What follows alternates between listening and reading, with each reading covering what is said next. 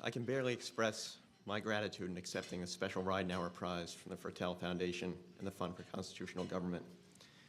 For someone who has spent the better part of the last decade investigating U.S. war crimes in Vietnam, there can be no greater honor than to receive an award that bears the name of Ron Ridenhour. It's a profoundly humbling experience. So many people in so many ways helped to make this article a reality.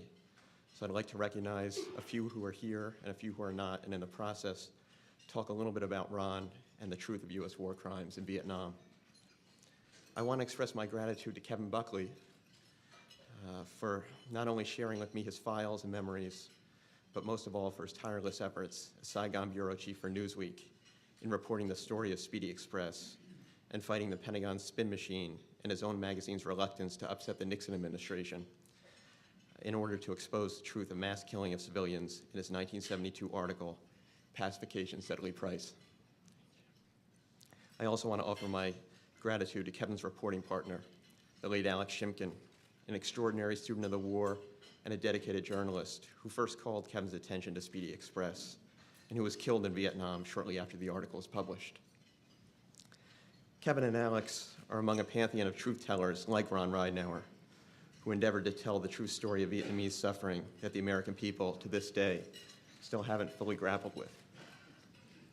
Ron was distraught over what people took away from his exposure of the My Lai massacre. After a few years, he realized people would say, "Isn't that where Lieutenant Calley went crazy and killed all those people?" And Ron would say no.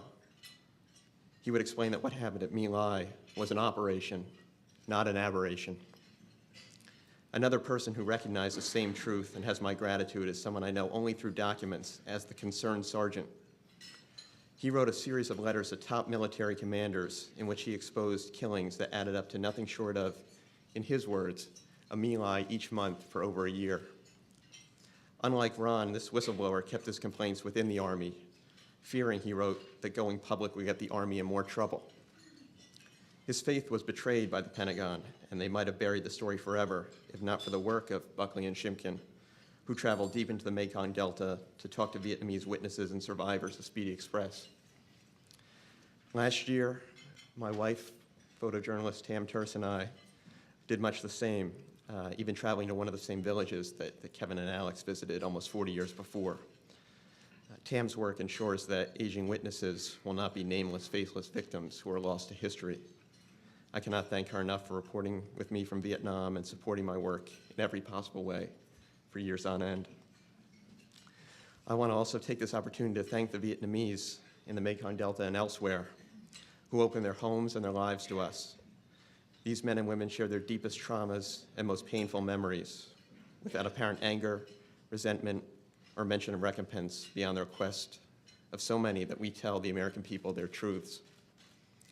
It's increasingly difficult to tell such stories when most publications would rather pursue newer and lighter fare than invest in intensive investigations of decades-old war crimes.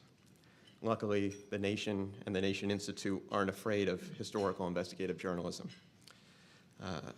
And they understand that just because a government conspiracy lasted for decades doesn't mean that silence should reign forever.